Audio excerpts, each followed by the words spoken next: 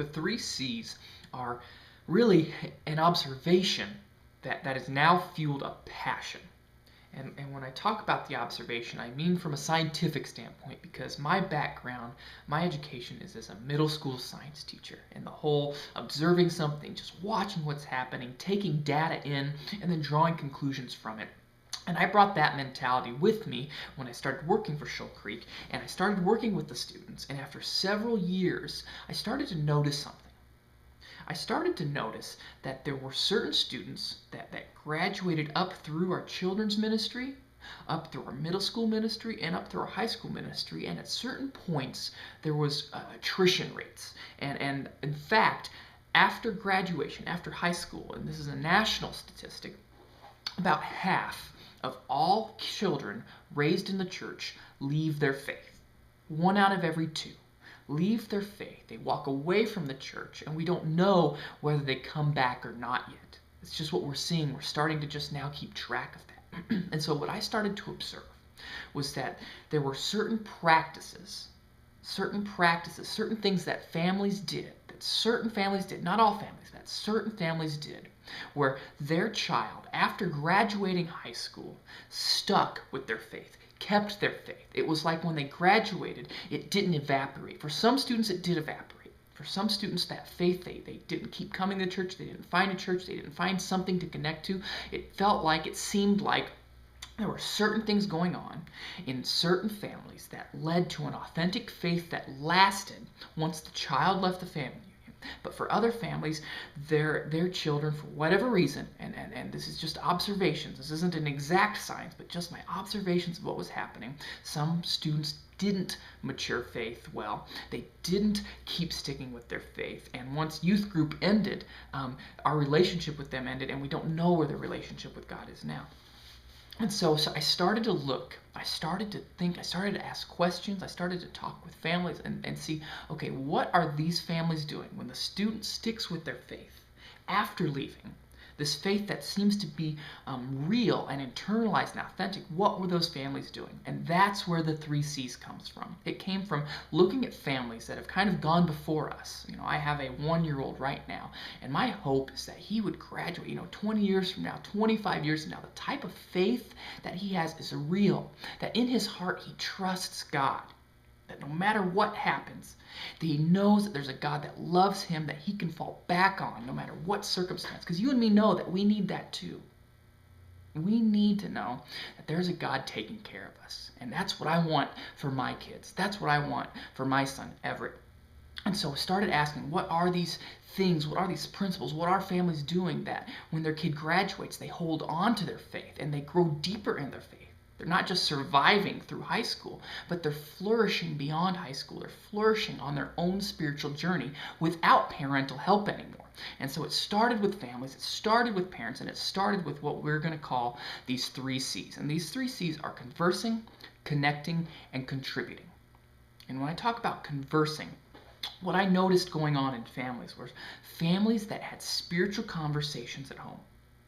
Families that read the Bible together, talked about Bible verses together, prayed together, and had spiritual conversations as a family unit, but also parents who were reading the Bible regularly on their own and praying on their own, had kids that learned to read the Bible on their own and pray on their own.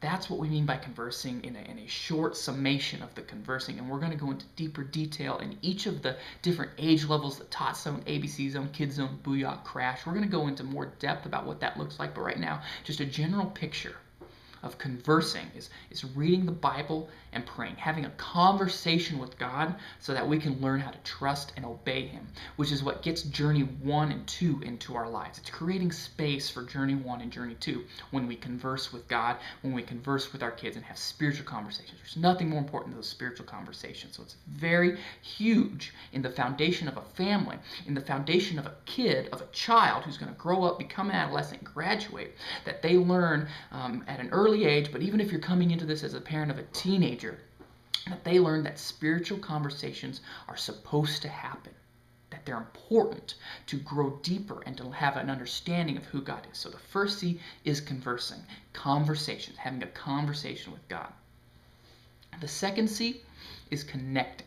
Connecting is journeys 3 and 4. It's the practice of sharing and relating our lives with others. So families that conversed together and families that conversed and connected, families that were in small groups where the adults themselves were in a co-ed small group and their children were in their own age-appropriate small groups. Or even if the parents weren't in a co-ed group together like a married couples group, because we have single parents, we have all different types of family dynamics now. But families where the primary caregiver said, I am going to be in a group because I need others. I need to be relating to others to have an authentic, deep, promising, growing spiritual journey. And my kid needs that for their own self too. So they need to be with their peers. Families that connected regularly, that joined groups, had these kids that also just kept going further, that their spiritual journey didn't end when they graduated high school. So it's conversing, connecting. That's journeys 1, 2 in conversing, journeys 3 and 4 in connecting. And then families whose students did not stop their faith, whose faith journeys did not stop after graduating high school. They also had this third C in their life. And this third C was contributing. And that really wraps up the last 2 or 3 journeys, giving, serving, and then guiding. And what was going on is I noticed families that served, that joined a serve group. A lot of families that attended a service specifically and served a service and that found a way to get their kids involved in serving. They were the children that grew up, that went through all the programs, but had something deeper so that when they graduated, when they moved outside of this faith community we call Shoal Creek, when they were on their own, their faith didn't die. And so when we talk about these 3 C's, they really are like a peanut butter and jelly sandwich. It's like you have peanut butter, and that's a good food, and it provides calories and provides nourishment. You have jelly. It's not necessarily as good of a food, but it still provides calories. It provides nourishment. You can eat jelly and live off of that. And then there's bread, which kind of holds it all together. It's like you can eat one of those separately, and it'll still give you calories, and it'll still keep you living, but it's so much better. It works so much more when all 3 fit together. And that's what I noticed with these kids that graduated from high school and stuck with their faith and kept their faith, that when they were on their own, they still pursued God with all of their hearts. These were families, and that's where this 3 C's has become a passion, because working with students and seeing them walk away from their faith, knowing what's happening on this other end of it, on the far end of it, not necessarily what's happening in tot zone and kid zone, but to see what happens when families start to embrace the principles of these 3 C's, and they say, you know what? I want my kid's faith to last beyond me. I want to know that when I die, my child is still going to love God and know God and pursue God and obey God. That's the passion behind the 3 C's, is that when families adopt these 3 C's, these principles, the conversing, the connecting, and the contributing, when they use all 3 of them, and when they put them into their weekly schedules, and when they commit to following them, and it's hard at first, but when they commit to that, and they set those long-term goals of saying, each week I'm going to converse, I'm going to connect, and I'm going to contribute, families that embrace that principle, those 3 principles, tend to have students that stick with their faith when the child is completely on their own. Once the child has grown up and moved away, those are the children, those are the students, those are the kids that have an authentic and real relationship with God. And that's what I want for my son. That's what I want for the other children here at Shoal Creek, is that in this year, next year, 10, 15 years from now, whatever that time length is that the students are learning what it means to have a real relationship with God, because their families, their parents, their primary caregivers have adopted these 3 C's and made it a central part of their lives, so that the relationship that the parent has with God and the relationship with the student has with God lasts. So that's what I hope for you.